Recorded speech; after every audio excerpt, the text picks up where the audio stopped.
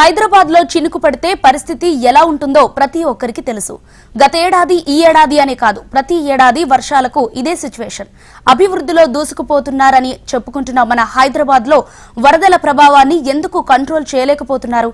ఈసారి భారీ వర్షాలుంటాయని చెబుతుంది వాతావరణ శాఖ. హైదరాబాద్ లో మళ్లీ వరదలు రానున్నాయా? భారీ వర్షాలను తట్టుకోవడానికి మహానగరం సిద్ధమైందా?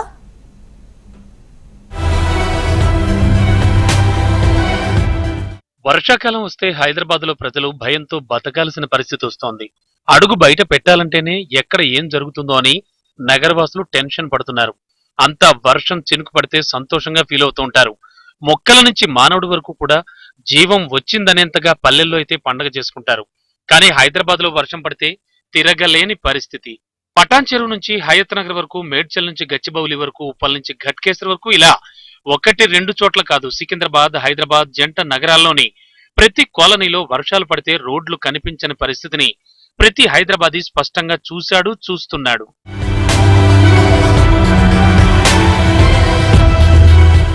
వరదలకు ముఖ్య కారణాలపై కూడా నిపుణులు అనేక విషయాలు తెలియజేస్తూ ఉన్నారు.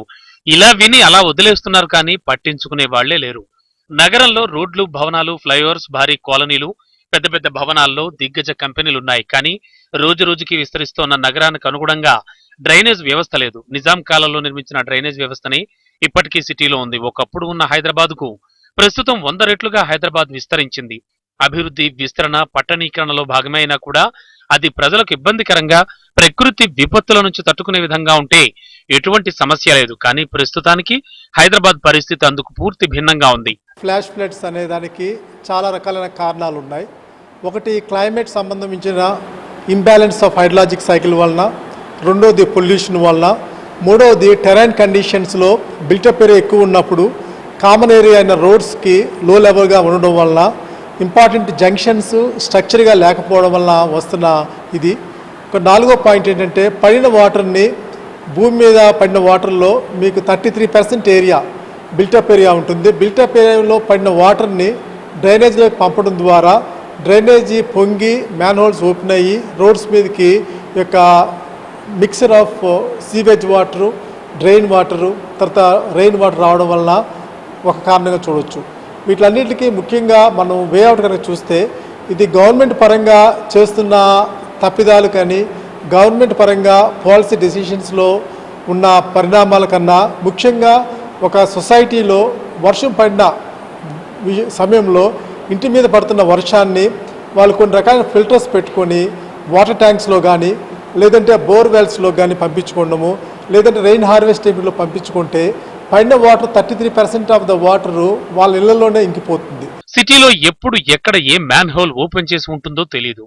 ఏ నాలా ఎప్పుడు ప్రమాదకరంగా పొంగుతుందో అర్థం కాదు.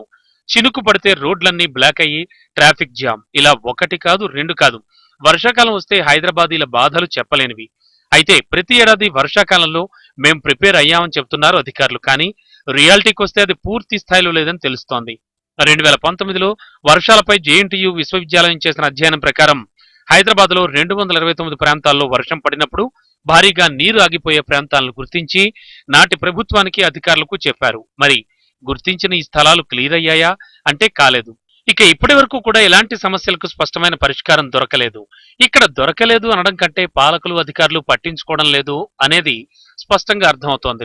ఈ యొక్క ఇళ్ల మీద పడిన వాటర్ని ఇళ్లలోనే ఇంకింపచేసే వ్యవస్థకి ఎంకరేజ్ చేయడము, కొన్ని ట్యాక్స్ బెనిఫిట్స్ ఇవ్వడం ద్వారా వాళ్ళ ఇళ్లలో పడిన వాటర్ ఇంట్లోనే వాళ్ళు స్టోర్ చేసుకునే పని అయితే, రోడ్ మీద పడిన వాటర్కి స్టవ్ వాటర్ డ్రైన్ కనుక కనెక్ట్ చేసుకుంటే, నేను హైదరాబాద్ సిటీకి ఒక 5,000 crores తోటి ఒక 450 కిలోమీటర్స్ బైపాస్, ఒక 1,045 kilometres stove water network drainage system ఇచ్చాము.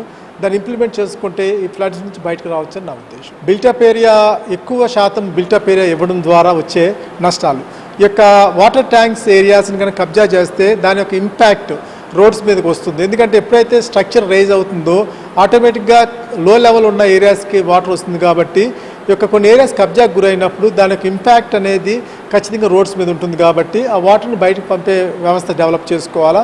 తర్వాత ఇప్పుడు మనకి satellite data based high resolution data ఉంది. కాబట్టి ఏ ల్యాండ్ గవర్నమెంట్ది, ఏ ల్యాండ్ ప్రైవేట్ ల్యాండ్స్, ఏ ల్యాండ్ ఇల్లీగల్ ఆక్యుపై అవుతుందో చెక్ చేసుకొని దాన్ని ఇమీడియట్గా రెక్టిఫై చేసుకుంటే దానికి ప్రాబ్లం నుంచి బయటకు రావచ్చు.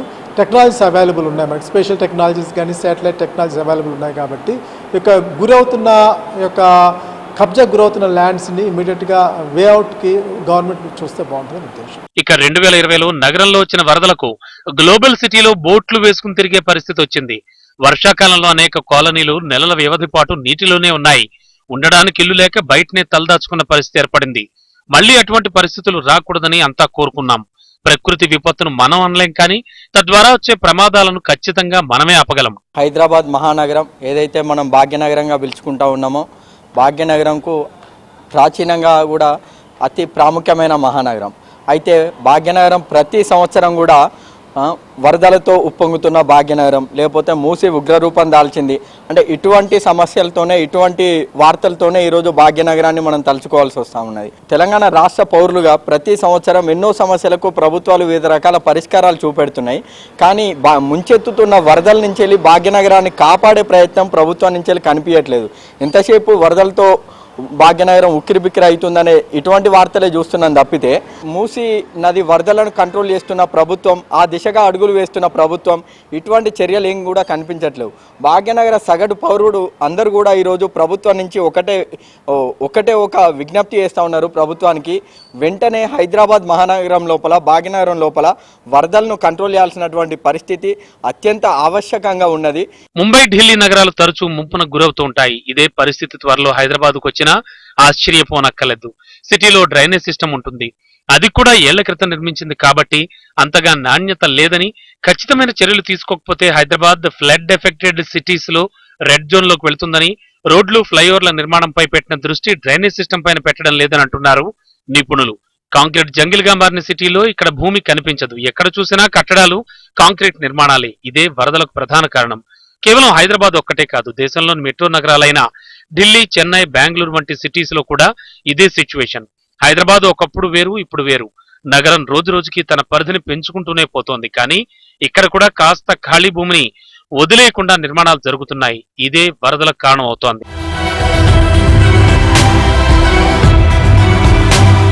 అధికార యంత్రాంగం ఖచ్చితంగా అప్రమత్తం అవ్వాలి. మరిన్ని చర్యలు తీసుకోవడానికి ముందుకు రావాలి. కానీ ప్రజలు అందుకు భిన్నంగా ఉన్నారు. నాలాల్లో ఇంట్లో చెత్త చెదారాన్ని పడేస్తున్నారు. అదే నాలాల్లో జామ్ అయ్యి అటు డ్రైనేజీ నీటిని, ఇటు వర్షపు నీటిని వెళ్లకుండా చేస్తోంది.